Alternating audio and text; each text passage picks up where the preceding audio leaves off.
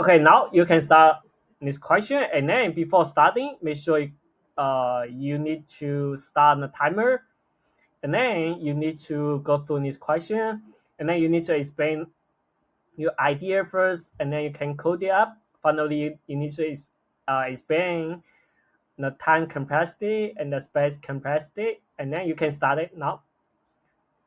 Okay, so today we're going to solve this question called power of x by n, which is a pretty simple question. It just asks you to calculate the number x as the base raised to the power of n, so n is the exponent here, and return the output in decimal form.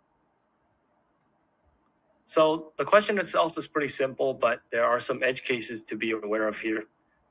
First of all, the first idea you have is because n can be negative and n can be positive, we want to first take care of negatives, and then when n is 0, and then when n's positive. So let's actually take care of 0 first. So what do you know about 0? Well, any number to the power of 0 is equal to 1, regardless of what that number is, as long as it's positive, right? So that makes our life simple. If n, or if n equals to 0, then just return 1. Okay, now we have to handle the case where n is less than 0. So, for example, 2 to the power of negative 2.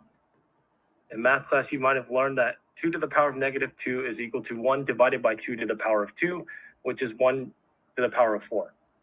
So you're basically flipping the sign and then adding the actual result to the remainder, or to the denominator of the fraction. So if n is less than 1, or if n is less than 0, then this is negative. So that means that x, which is our base, equals to 1 divided by x. And after we put the actual result in the denominator, then we have to flip the sign. So we can say n times equals to negative 1 to flip the sign back. So now n becomes equal to positives instead of negatives, because we already did the denominator work there. Okay, so we did the positives, or we did the zeros and we did the negatives. Now that all that's left is the positives.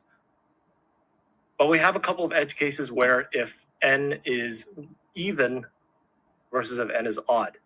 So first we want to take care of if n is even. So let's say we have 2 to the power of 4. 2 to the power of 4 equals to 2 times 2 times 2 times 2, 4 times, which gives you 4 times 2 is 8 times 2 is 16. So how do we deal with this? Well, first of all, every time we multiply by 2, we have to divide the exponent by 2. For example, 2 times 2 is 4. By the time we get here, then we're really doing 2 to the power of 2. Or 2 to the power of 3, sorry. 2 to the power of 3 is 8. And then by the time we get here, then we're really doing 2 to the power of 2, which is 4. And then, so 4 times 2, or 4 to the power of 2 in this case, because right now we have the 8 is already calculated. Then we have one more 2 left. So then we get 2 to the power of 1, which is really meaning we've done the whole thing. So then we get 16 at the end. So to make this clear,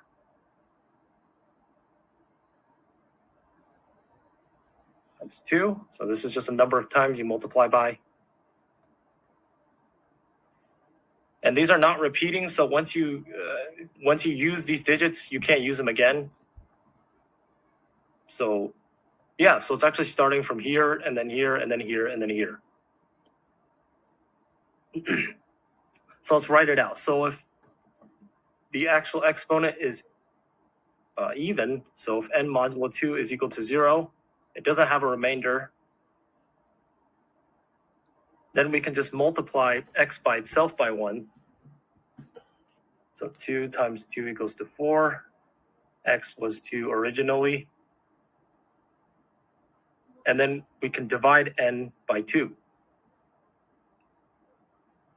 So for example, times 2 is 4, n was originally 4, n actually becomes 2 because we're even. So we're not odd, so we don't care about flipping it down by 1. Okay. Okay, and then this is going to be the odd when n is odd. So we're going to use some recursion here where we're going to return whatever we got as n times self.myPal. We're going to use x and then n minus 1 because Okay. you had an even number, but this is the odd case. This is a rule you need to remember. Any number that's even minus 1 is always equal to odd. 4 minus 1, 4 is even, minus 1 equals to 3. 2 minus 1 equals to 1. Any odd number minus 1 is, any even number minus 1 is odd. So we're going to call the recursion again. So this is actually when the 2 to the power of 3 executes. And let's say we have 2 to the power of 3. We're going to come down here and we're going to keep going because we started at 4. And then when we go to 2 to the power of 2, then we're actually going to catch this block, which is going to be even, and we're going to execute this. And then we're going to come down here again because any even number minus 1 is odd. So, for example, n here is actually supposed to be 4 divided by 2 equals to 2. And again, we are skipping 2 to the power of 3 because 3 is odd. So this if block would get skipped and we would execute return in the last line instead. And x and n minus 1 are just parameters. So x is again the base. We're taking the even, which is whatever we got up to that current point, times the odd one, because we're not reusing the 2 that we already used from the even.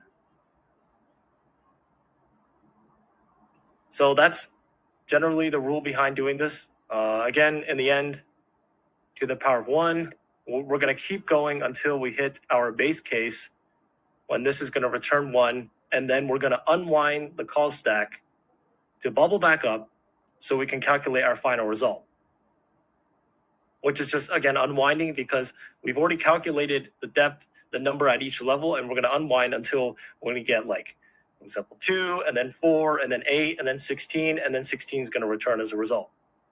So again, this is the base case of the recursion, and yeah, so the exponent is negative, exponent is 0, any number to the power is 0. 0 is 1. So this is more of a math question than a coding question. It just requires knowledge of how exponents work in general, what happens when you have a negative exponent, and odds and evens, and the relationship between them. So hopefully this makes somewhat sense. And so you not 924. Yep. If the n, Oops. okay. What's going on? Oops, why are we doing n? We're supposed to be x because x is the base that's going to be multiplied, not n. N is the exponent itself. There we go. And there you go. So you call my power one more time because if n is odd, so you need to minus 1, then it become even, right? No. We execute it even. Let's say n is 4, right? Yeah, it's 4 minus 1, any even number minus 1 becomes 3. So this is going to be, n is going to be 3 now. 3 is going to go here. We're not even. We're going to go down here because this is the even. Yeah. 3 is not even. 3 is not less than 0. 3 is not 0. So we're going to go down here. Yeah, so 924 is if the n is odd. So that's why you need to call my power method, right? Yes, yeah, exactly. Okay. Yeah, this is when n is even. Sound good? Yeah, thank you for, so I think it's really good here. I will start recording now.